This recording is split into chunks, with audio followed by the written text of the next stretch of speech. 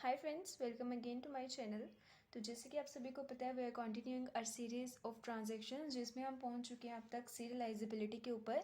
तो अब तक हमने सीरियलाइजेबिलिटी में क्या क्या किया है कि सीरियलाइजेबिलिटी बेसिकली क्या होती है, okay, what are the methods to detect the serializability of a non serial schedule, that is conflict serializable schedules and view serializable schedules. Okay, तो हमने इन सभी टॉपिक्स को प्रॉपर्ली कवर अप किया हमारे प्रीवियस ट्यूटोरियल्स में।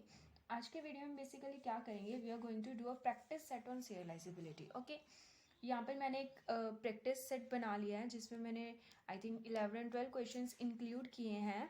तो ये क्वेश्चंस हैं जो बेसिकली क्या है, जो व्यू सीरियलाइजेबिलिटी या फिर कॉन्फ्लिक्ट सीरियलाइजेबिलिटी है उनसे रिलेटेड पूछे जा सकते हैं किसी भी कॉम्पिटिटिव एग्जाम में। ओके, तो अगर हम इन सभी क्वेश्चंस को प्रॉपर्ली कवर अप कर लेते हैं, अगर आपको ये सभी क्वेश्चंस इजीली आ जाते हैं, तो आई गिव यू एश्योरिटी कि आपको जो ये सीरियलाइजेबिलिटी का टॉपिक है वो क्लियर हो चुका है। ओके, तो इसमें कोई total I think 11 and 12 questions हैं। इन सभी को हम एक वीडियो में तो कंप्लीट नहीं कर सकते हैं, but we will cover up all this questions in our upcoming 3-4 videos.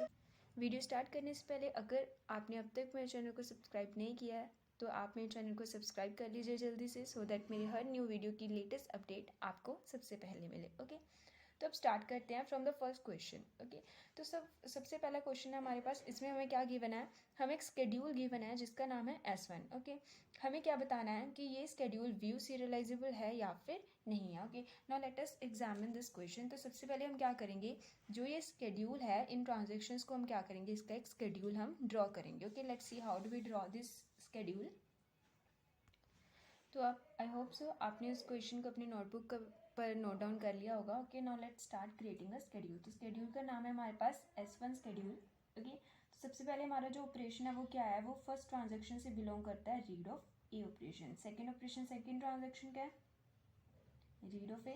Third operation third transaction का है, and fourth operation again fourth transaction का है, राइट। उसके बाद नेक्स्ट ऑपरेशन है हमारा राइट ऑपरेशन, जो कि परफॉर्म किया जा रहा है हमारी फर्स्ट ट्रांजेक्शन में। ओके, उसके बाद सेकेंड ट्रांजेक्शन में, थर्ड ट्रांजेक्शन में एंड फोर्थ ट्रांजेक्शन में। ओके, तो ये हमारे पास क्या बन चुका है, हमारा एक स्केड्यूल बन चुका है। सी मैं इन पर लाइन लगा देती हूँ सो दैट आपको क्लियर हो जाए। ओके, दैट मीन्स हमें यहाँ से इससे क्या पता लग रहा है कि जो हमारे पास टोटल ट्रांजेक्शन्स है स्केड्यूल की, वो क्या है, हमारे पास 4 ट्रांजेक्शन। तो ये हमारे पास स्केड्यूल है जिनमें हमारे पास 4 ट्रांजेक्शन्स हैं। Then we can name this transactions as transaction T1, T2 transaction, T3 transaction and T4 transaction. Okay, now अब हमारा क्वेश्चन क्या था कि हमें क्या करना है, हमें चेक करना है कि जो हमारा ये स्केड्यूल है, क्या ये स्केड्यूल हमारे पास व्यू सीरियलाइजेबल है या फिर नहीं है। ओके, तो जैसे कि अगर आपने मेरी प्रीवियस वीडियोस देखी होंगी जिनमें मैंने बताया basic relationship between view serialisability and conflict serialisability, तो उसमें हमने एक चीज़ समझी कि सबसे पहले हम किसी भी जो हमारा नॉन सीरियल स्केड्यूल होता है उसको हम चेक करते हैं for the conflict serializability. Okay, तो अगर जो हमारा स्केड्यूल है वो कॉन्फ्लिक्ट सीरियलाइजेबल हो जाता है, देन इट सिंपली मीन्स कि वो व्यू सीरियलाइजेबल भी होगा। ओके, अगर वो कॉन्फ्लिक्ट सीरियलाइजेबल नहीं होता है, देन हम जाते हैं व्यू सीरियलाइजेबिलिटी के लिए चेक करने के लिए। ओके, तो सबसे पहले हम क्या करेंगे, इस स्केड्यूल को चेक करेंगे फॉर द कॉन्फ्लिक्ट सीरियलाइजेबिलिटी। अगर जो ये स्केड्यूल है वो कॉन्फ्लिक्ट सीरियलाइजेबल हो जाता है, देन इट सिंपली मीन्स कि वो व्यू सीरियलाइजेबल भी होगा। ओके, नाउ लेट्स सी कैसे हम चेक करेंगे स्केड्यूल को for the conflict serializability. Okay, तो कॉन्फ्लिक्ट सीरियलाइजेबिलिटी इसको फाइंड करना आपको आना चाहिए, क्योंकि मैंने प्रीवियस वीडियोस में प्रॉपर्ली प्रेसिडेंस ग्राफ की हेल्प से आपको समझाया हुआ है कि कैसे हम किसी नॉन सीरियल स्केड्यूल की कॉन्फ्लिक्ट सीरियलाइजेबिलिटी को चेक करते हैं। ओके, तो हमारे पास टोटल कितनी ट्रांजेक्शन्स हैं, we are going to check the conflict serializability. Okay, तो हमारे पास टोटल कितनी ट्रांजेक्शन्स है, we are having 4 transactions, T1, T2, T3 and T4। Okay, now we will see कि हमारे जो कॉन्फ्लिक्टिंग पेयर्स हैं इस स्केड्यूल में वो कहाँ से किस ट्रांजेक्शन से किस ट्रांजेक्शन की तरफ जा रहे हैं। ओके, तो हमारे पास कौन सी कॉन्फ्लिक्टिंग पेयर्स होती हैं, we are having 3 conflicting pairs. कौन कौन सी होती है हमारे पास, read write, write read and write write conflicting pair. Okay, now we will see, तो हम सबसे पहले को इसको चेक करेंगे। अब रीड ऑफ ए। ओके, तो रीड का कॉन्फ्लिक्टिंग पेयर क्या होता है हमारे पास, राइट। तो हम देखेंगे कि इन ट्रांजेक्शन्स में किसी भी ट्रांजेक्शन में हमारे पास राइट ऑफ ए है, so we can see that there is no any right of a operation performed in any of these transaction। तो हम कहेंगे कि T1 से किसी की भी हमारे पास क्या है, कॉन्फ्लिक्टिंग पेयर नहीं बन रही है. Now after that we will see this transaction. जो हमारा ये ऑपरेशन है, क्या read of A again write of A किसी इन तीनों ट्रांजेक्शन में परफॉर्म हो रहा है? नो. अगेन हम T3 की देखेंगे, रीड ऑफ ए, क्या इसका कोई इक्विवेलेंट जो हमारे पास कॉन्फ्लिक्टिंग ऑपरेशन है राइट ऑफ ए वो परफॉर्म हो रहा है? नो. अगेन इसका भी नहीं हो रहा है. ओके, आफ्टर दैट हम देखेंगे इसको हम क्या करते हैं, लाइन वाइज जितने भी ऑपरेशन हैं उनको हम चेक करते हैं for the conflicting pair. Okay, now we will see write of B. Okay, तो राइट का हमारे पास कॉन्फ्लिक्टिंग पेयर क्या होते हैं, हमारे पास दो कॉन्फ्लिक्टिंग पेयर होते हैं, एक तो हमारा रीड ऑफ बी होगा और सेकंड हमारा क्या होगा, write of B. So we will see क्या इसके इक्विवेलेंट कोई रीड ऑफ बी है? नो. बट इसके इक्विवेलेंट हमें राइट ऑफ बी मिल रहा है, तो वो कहाँ से कहाँ तक मिल रहा है, हमें T1 से T2 की तरफ भी मिल रहा है, राइट. T1 से T3 की तरफ भी मिल रहा है, T1 से T4 की तरफ भी हमें मिल रहा है. ओके, तो हम कहेंगे कि T1 का T2 के साथ भी कॉन्फ्लिक्टिंग ऑपरेशन हो रहा है, T1 का T4 के साथ भी हो रहा है, एंड T1 का T3 के साथ भी कॉन्फ्लिक्टिंग ऑपरेशन परफॉर्म हो रहा है. ओके, आफ्टर दैट हम इस ट्रांजेक्शन का देखें, इस ऑपरेशन का देखेंगे. अब इसका भी इक्विवेलेंट जो हमारे पास कॉन्फ्लिक्टिंग ऑपरेशन होगा वो क्या होगा, again read of B and write of B. Okay, so we will see the conflicting operation in these two transactions. Okay, तो इन दोनों में भी क्या हो रहा है, इसका इक्विवेलेंट हमारे पास क्या मिल रहा है, कॉन्फ्लिक्टिंग ऑपरेशन. तो ये क्या बता रहा है कि जो हमारा T2 है उसका कॉन्फ्लिक्टिंग ऑपरेशन बन रहा है T3 के साथ, तो हम कहेंगे T2 का कॉन्फ्लिक्टिंग ऑपरेशन T3 के साथ. अगेन वी विल सी इसका इसके साथ भी बन रहा है T2 का T4 के साथ. So we will create a like this. Okay, after this हम इसका चेक करेंगे, T3 का किसके साथ बन रहा है, ओनली T4 के साथ. ओके, तो हम कहेंगे T3 का T4 के साथ. ओके, तो ये हमारे पास क्या बन चुका है, हमारा प्रेसिडेंस ग्राफ. नाउ अब हम इस प्रेसिडेंस ग्राफ को फर्दर चेक करेंगे. अब हम इस प्रेसिडेंस ग्राफ को क्या करेंगे, ओपन करेंगे. ओके, तो ओपन करने का इसका क्या मेथड था, सबसे पहले हम उस ट्रांजेक्शन को देखते हैं जिस पर कोई भी डिपेंडेंसी नहीं है. ओके, तो उसके अकॉर्डिंग हम क्या करते रहते हैं, उन ट्रांजेक्शन को रिमूव करते रहते हैं, एंड बाकी के ट्रांजेक्शन्स को अगेन हम क्या करते हैं, एग्जामिन करते हैं, राइट. तो अब बेसिकली बट जो हमारा ये क्वेश्चन है इसमें हमें क्या पूछा गया, हमें जस्ट फाइंड आउट करना है कि क्या ये जो स्केड्यूल है ये व्यू सीरियलाइजेबल है या फिर नहीं. इन्होंने हमें कुछ नहीं बताया कि इसका इक्विवेलेंट सीरियल स्केड्यूल बताओ, नहीं. हमें जस्ट ये फाइंड आउट करना है कि क्या ये व्यू सीरियलाइजेबल है या फिर नहीं है. तो इस जो हमारा प्रेसिडेंस ग्राफ हमारे पास क्रिएट हुआ है, it is a precedence graph. Okay, तो अब हमें पता है अगर जो हमारा प्रेसिडेंस ग्राफ है कब हमारा कॉन्फ्लिक्ट सीरियलाइजेबल नहीं होता, जब जो हमारा प्रेसिडेंस ग्राफ है या तो कोई लूप कंटेन करे या फिर कोई साइकिल कंटेन करे, राइट. जैसे कि हमें पता है हमने पिछले ट्यूटोरियल्स में ये समझा था. तो क्या इसमें कोई सर्कल साइकिल या फिर कोई लूप आ रहा है, here we can see that यहाँ पर कोई साइकिल नहीं है, क्योंकि अगर साइकिल होता है तो ये एरो ऊपर की तरफ होना चाहिए. ओके, तो यहाँ पर हमें कोई साइकिल नहीं दिखने को मिल रहा है, and there is no any loop भी नहीं है, तो हम कहेंगे yes this non serial schedule is conflict serializable. अगर ये स्केड्यूल है जो कॉन्फ्लिक्ट सीरियलाइजेबल है तो हम कहेंगे yes it is also view serialisable.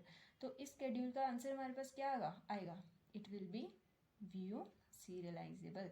तो हम कहेंगे yes this schedule is view serialisable. I hope सो ये क्वेश्चन आपका अपने आप से भी सॉल्व हो गया होगा, बट अगर नहीं हुआ तो आप यहाँ से मेरा सोल्यूशन देख सकते हो. Okay, now let's see the second question over here. तो सेकंड क्वेश्चन में भी हमें क्या गिवन है, हमें एक स्केड्यूल गिवन है, तो हमने ये क्वेश्चन कर लिया है. Now let's see the second one. इसमें भी हमें एक स्केड्यूल गिवन है और हमें फाइंड आउट करना है कि क्या ये स्केड्यूल व्यू सीरियलाइजेबल है या फिर नहीं है. Okay, now let us draw the schedule. Okay, तो इसके ऑपरेशंस के अकॉर्डिंग हम इस स्केड्यूल को अगेन ड्रॉ करेंगे. ओके, जैसे कि हमने प्रीवियस को ड्रॉ किया था. तो अब मैंने अपने जो हमारा स्केड्यूल है उसको यहाँ पर ड्रॉ कर लिया. Now what we will do, we will use the same technique जो कि हमने यहाँ पर यूज़ की थी. फर्स्टली हम क्या करेंगे, इस कॉन्फ्लिक्ट सीरियलाइजेबिलिटी के लिए चेक करेंगे एंड देन व्यू सीरियलाइजेबिलिटी के लिए. ओके, तो फर्स्ट ऑफ ऑल आप इस क्वेश्चन को अपने आप से ट्राई करने की कोशिश कीजिए. आफ्टर दैट आप मेरे सोल्यूशन को देखिए. ओके, नाउ लेट्स सी. तो हमारे पास कितनी ट्रांजेक्शन्स हैं, सबसे पहले हम चेक करेंगे for the conflict serializability. Now how many transaction that we are having 3 transactions, T1, T2 and T3. Okay, now we will see the conflicting pairs. तो read A की क्या कोई conflicting pair बन रही है? Yes, we are having a conflicting pair for read A, that is write A, जो कि कहाँ से बन रही है, from T1 to T3. After this read A की कोई conflicting pair बन रही है? Yes, we are having two conflicting pair for read A from T2 to T3 and from T2 to T1. Okay, so it's T2 to T3 and from T2 to T1, right. After that हम देखेंगे इसकी, तो हमारे पास right ए की कोई conflicting pair बन रही है, yes we having a conflicting pair of write A from T3 to T1, okay, so we will write it over here like this. So this is a resultant precedence graph, okay. now अब हम इस precedence graph में देख सकते हैं हमारे पास क्या कंडीशन थी, that the precedence graph should not consist of any loop and cycle, but in this we can say there is a loop, okay, there is a loop जो कि हमारे precedence graph में क्या हो रहा है, क्रिएट हो रहा है। तो हम कहेंगे this schedule is non conflict serialisable schedule, okay. तो अगर हमें पता है अगर हमारा स्केड्यूल कॉन्फ्लिक्ट सीरियलाइजेबल नहीं होता है तो हम फर्दर उसको चेक करते हैं for the view serializability, okay. तो अब हम क्या करेंगे, इस स्केड्यूल को चेक करेंगे फॉर द व्यू सीरियलाइजेबिलिटी। तो व्यू सीरियलाइजेबिलिटी के लिए बेसिकली हम 3 कंडीशंस को चेक करते हैं, वो कौन कौन सी होती हैं। सबसे पहली होती है हमारी फर्स्ट, रीड राइट कॉन्फ्लिक्ट क्या कहाँ पर अक्कर हो रहा है। नेक्स्ट हम देखते हैं कि हमारा फर्स्ट अपडेटेड रीड, जिसको हम बोल देते हैं राइट रीड कॉन्फ्लिक्ट, कहाँ पर अक्कर हो रहा है। एंड थर्ड हम कंडीशन देखते हैं कि हमारा लास्ट राइट कहाँ पर अक्कर हो रहा है, ओके। तो ये तीनों कंडीशंस हम देखेंगे इस पर्टिकुलर स्केड्यूल में, ओके। तो हमारा फर्स्ट राइट रीड कॉन्फ्लिक्ट कहाँ पर अक्कर हो रहा है, it is from T2 to T3, so we will write over here from T2 to T3, okay. तो हमारा अपडेटेड रीड कहाँ पर अक्कर हो रहा है, so we can see that over here यहाँ पर कोई भी अपडेटेड रीड अक्कर नहीं है, क्योंकि यहाँ पर हमने अपडेट परफॉर्म किया बट इसके बाद कोई रीड ऑपरेशन परफॉर्म नहीं हो रहा है, तो हम कहेंगे there is no any updated read, okay. Next हमारी थर्ड कंडीशन क्या कह रही है, we want to know that in which transaction the last read write operation is perform, तो वो कौन सी ट्रांजेक्शन है, it is T1 transaction, okay.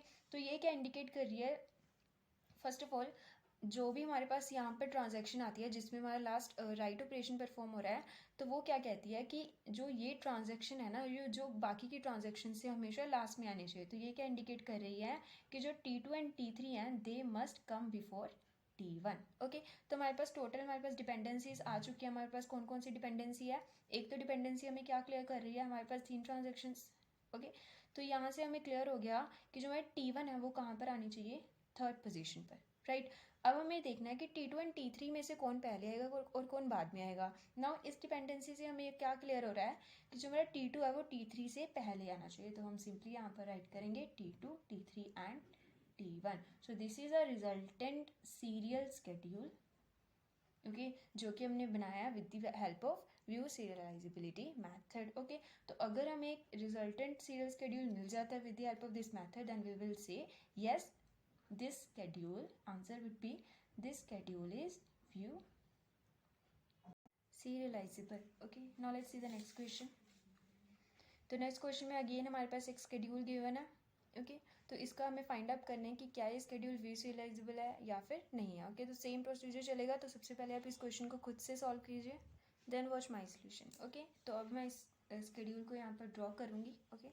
So I have created this schedule over here, okay. Now हम सबसे पहले क्या करेंगे, इसकी कॉन्फ्लिक्ट सीरियलाइजेबिलिटी को चेक करेंगे with the help of precedence graph, okay. तो हमारे पास जो स्केड्यूल्स ट्रांजेक्शन्स हैं T1 एंड T2, तो we will let's see the conflicting operation of read of A, yes हमें मिल रहा है T2 में इसका conflicting operation that is write of A.